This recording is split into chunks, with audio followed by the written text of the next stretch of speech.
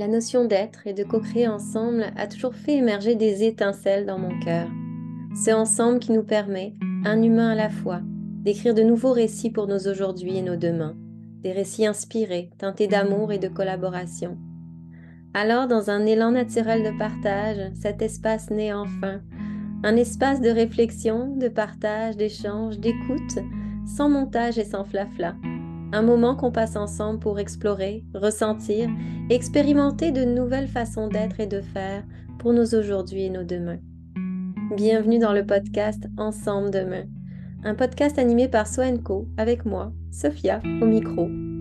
Un espace dédié à l'exploration de thématiques variées, d'idées, d'initiatives qui nous ouvrent le regard, celui qu'on porte sur soi, sur les autres et sur le monde. Ici, il n'y a pas de vérité, il n'y a pas de certitude, il y a juste des ressentis partagés, des perspectives, des voies de réflexion, des récits pour inspirer positivement le changement. Parce que j'ai cette conviction profonde que c'est dans le ensemble, dans une démarche de connexion à la fois individuelle et collective, qu'on est en mesure de réimaginer le monde autrement. Un monde plus humain, plus juste, plus en santé, plus vivant.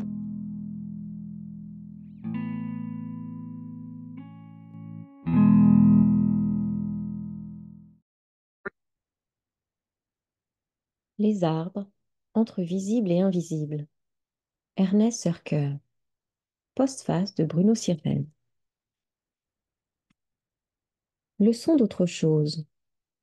Il n'est rien de plus commun qu'un arbre, mais rien de moins ordinaire lorsqu'on porte sur lui le regard qu'il convient d'adopter pour tenter d'en comprendre la substance, d'en saisir l'étrangeté et d'en admettre l'altérité. Être autre, et à tout point de vue, première leçon à retenir des arbres. Et à tout point de vue, première leçon à retirer des arbres.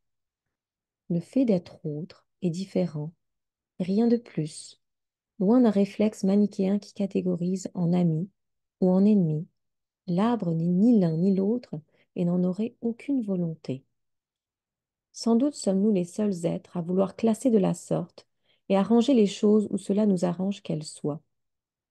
Mais un peu de loyauté et d'objectivité nous rallierait au fait que nous ne pouvons pas nous passer des bienfaits de l'arbre, matériels et immatériels, connus, pressentis ou inconnus.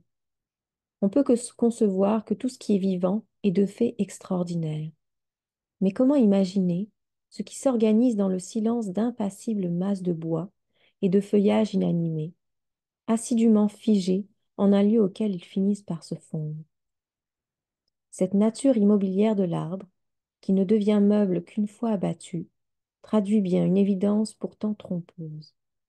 L'arbre est là, et c'est tout, et c'est énorme. À la fois immobile et vagabond, solidité et en même temps fluidité, lumière mais aussi ombre, processus et aboutissement de ce même processus. Tout ceci n'est pas contradiction, mais au contraire complémentarité, complexité, richesse.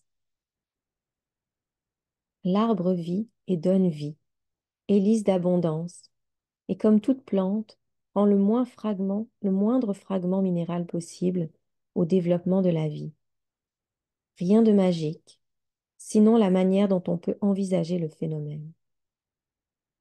Et c'est bien là que commence la prodigieuse aventure métaphysique d'un éveil ou d'une initiation à la nature, d'une exploration dans l'épaisseur d'un monde indéfini, dont on ne peut prétendre connaître que les tout premiers plis de l'écorce. Et l'arbre nous interroge à plusieurs titres.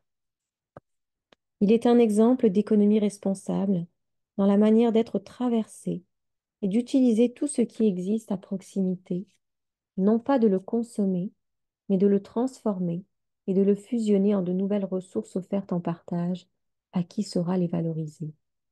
Et ce, à partir d'une nourriture éthérée, inerte, presque dématérialisée et sans commune mesure apparente avec le poids d'aliments, cette fois à base d'autres organismes vivants que nous devons ingurgiter pour nous nourrir.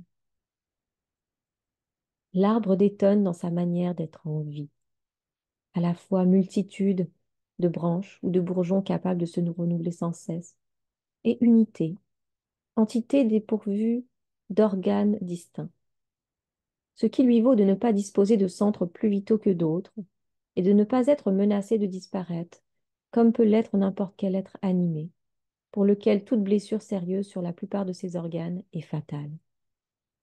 Cela confère à l'arbre la possibilité de vivre à moitié mort, une partie pouvant être inerte sans condamner celle qui continue à vivre, un facteur parmi d'autres de longévité.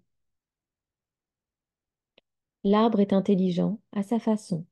À l'instar de toute plante, il agit, réagit, il ressent et pense dans le champ d'une intelligence émotionnelle ou d'une perception primaire qu'il convient mieux de qualifier de différente. L'arbre est ainsi capable de sentir tout en étant dépourvu de système nerveux. Être sensible, l'arbre l'est encore après sa mort, alors qu'il garde, bien longtemps après toute manifestation physiologique, l'essentiel de sa masse matérielle, le bois, qui continue à interagir avec tout ce qui l'entoure. Plus simplement encore, il n'est pas besoin d'être initié pour sentir combien l'arbre nous apporte du bien-être et de la quiétude, ce qui peut s'expliquer par des phénomènes physico-chimiques finalement très frustres, mais qui restent indicibles dans la manière dont il sublime les lieux qu'il habite, dans cette faculté de créer des ambiances presque magiques, sans équivalent dans les espaces que nous habitons. Drôle de vie et drôle d'exemple lorsqu'on observe tout ce qui peut nous étonner chez les arbres. Si l'on cherche quelques modèles pour orienter et sécuriser nos moyens d'existence, l'arbre peut largement nous inspirer en de nombreux domaines, générer un véritable dendromimétisme et nous donner l'intuition d'un monde multiple, de l'existence de coréalités qui nous invitent tout simplement à faire mieux, ensemble et bien souvent autrement.